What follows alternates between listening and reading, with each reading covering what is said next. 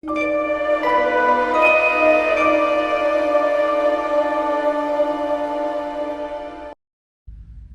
is in flames. People are demonstrating violently as well as peacefully. The security is shooting spara into the crowd. In fact, chasing the people at gunpoint. Gnassingbe must go. My name is Ishmael Mubarak and this is MI4 Studios. Subscribe to us on YouTube. Do follow us on TikTok as well as get interactive with us on Facebook. Let's get interactive onto the subject. There is unrest, political unrest in Togo as we speak. And as you may have heard, it is currently very civil as of yesterday. But then video surfacing and images surfacing shows that the whole thing has turned murky and it has moved from once a peaceful protest or demonstration against the current President Faure Gnassingbé, that it has moved to the point where security persons are shooting into the crowd. Yes, there have not been any official report of death, but Amnesty International can confirm several persons being arrested. Now, what caused this particular situation, what is currently happening, and what is the way forward?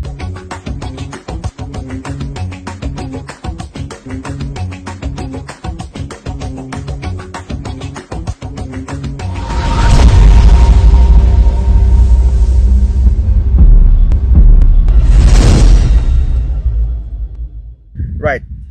Let's move into how the protests erupted. There were massive demonstrations gripped the capital of Togo, Lomé, as citizens protested the recent constitutional reforms that many believe as designed to extend the presidency of Faure Gnassingbé for him to have an indefinite kind of ruling in the Togolese land, which is something that the people don't want. The reforms include his appointment as president of the Council of Ministers, a powerful role with no time limit.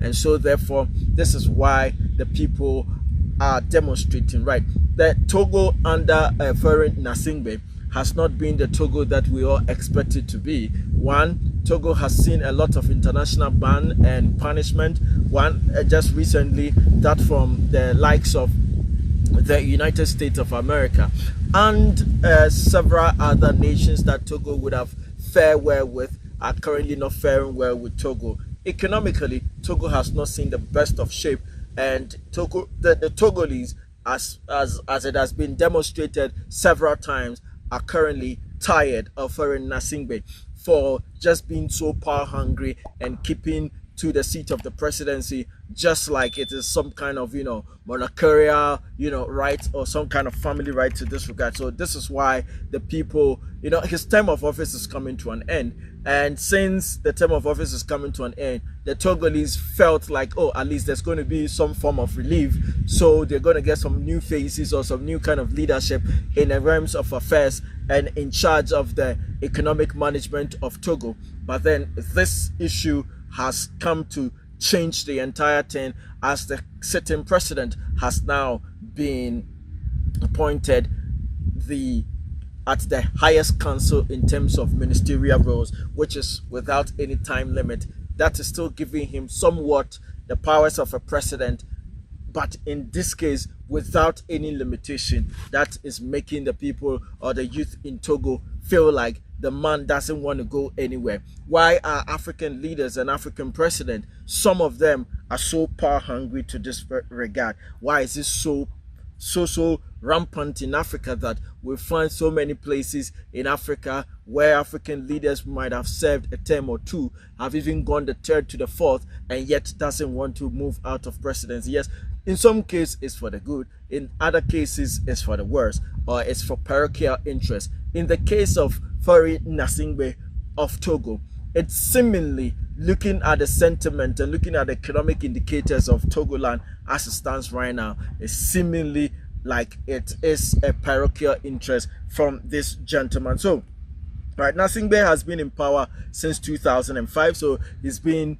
in power for over 20 years right now, and he took the reins of power from his father when his father, died. And his father had also been in power for as long as we could count. And so therefore, after 20 solid years, after the Gnassingbé family had handed over, this isn't some form of a monarchical right, as I mentioned earlier, but that is what it is actually happening in Togo. And the Gnassingbé family has become the stumbling block to the best of democracy that could be exercised over there. His father ruled for 4 decades, 4 solid decades, that's 40 solid years, and he has ruled for 20 solid years. So just between he and the father, they've both ruled the Togo land for 60 solid years. If the people of Togo say they have had enough of this particular family, then you could believe, because Togo is now under some form of constitutional level, because if they have a constitution to change certain expressions to ensure that the power of Council of Ministers has been given a new sort of role, then which means that Togoland is a constitutional binded land, and so therefore democratically there's an expectation of electioneering to be happening, and people are supposed to exercise their franchise in terms of who they are picking as their leader and who they do not want. But in this case, for the past 6 decades, a whooping 60 solid years,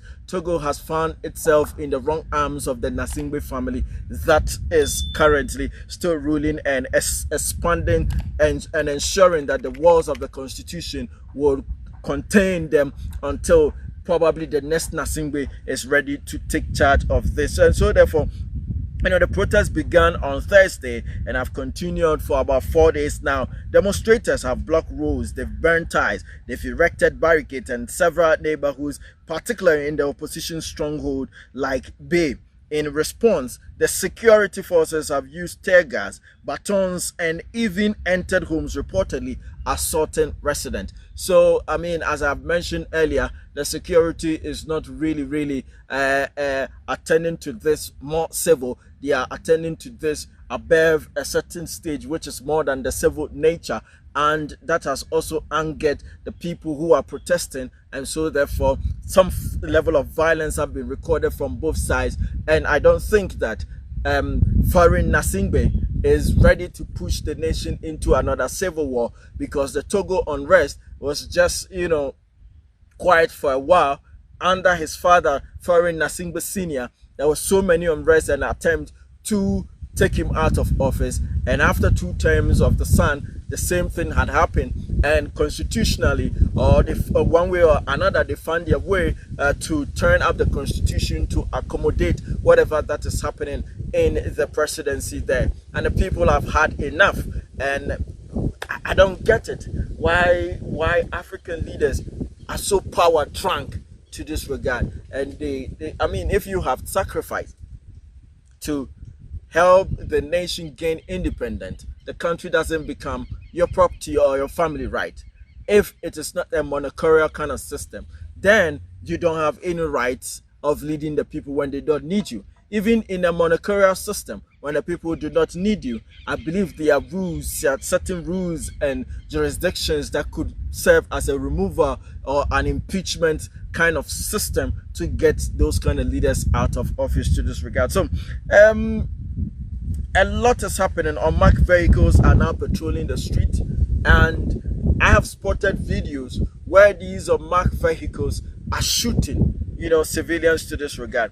Social media has been blacked out. There's no information going in, and there's no information coming out of Togo. So many Togolese citizens, especially the youth, are expressing deep frustration over the economic hardship and lack of opportunities, as well as political repression.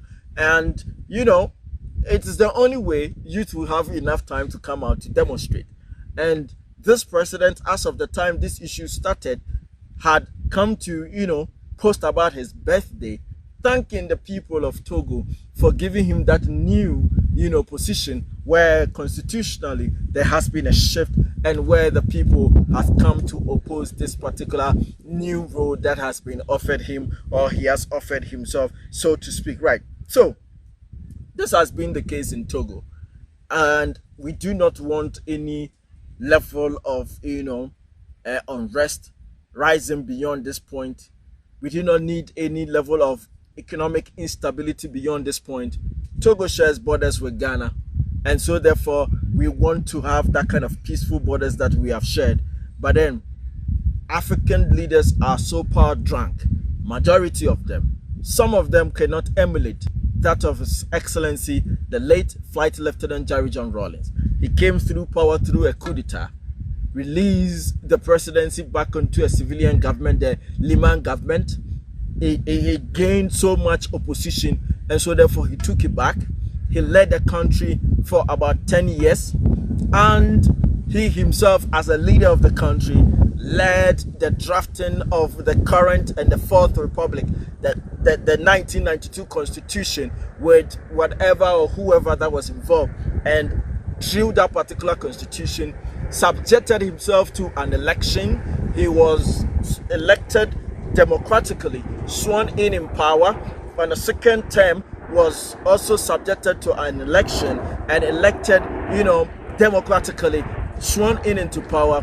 When his party lost power, up until and after his second term of office, when his party lost power, yes, there was a peaceful handover of the presidency of the Republic of Ghana to the next president, that was John Agyekum Kufuor, to this regard, until his party stayed in opposition for 8 solid good years democratically and came back to power after 8 solid good years to this regard.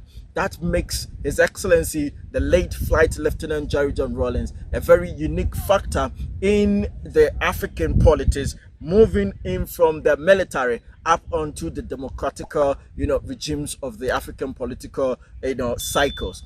And that should tell you that these leaders who have fought, the Gnassingbé family has played so many critical roles in the Togolese independence and all of that. We agree to that. We understand that. But it doesn't make the country a birthright to the Gnassingbé family. And if the people feel that they need a new form of leadership, they need a better, constitutional regime or changes, then I think that after 20 solid years as a son, and after father's 40 years as a president, 60 years for one family is making a lot of sense that exiting is a better thing to do. Do not push Togo into a more chaotic situation as it has been or as it is right now. My name is Ishmael Mubarak, and this is MI4 Studios. Follow us on Facebook, MI4 Studios. Same on TikTok, MI4 Studios. And subscribe to our YouTube channel, MI4 Studios. Thank you for watching.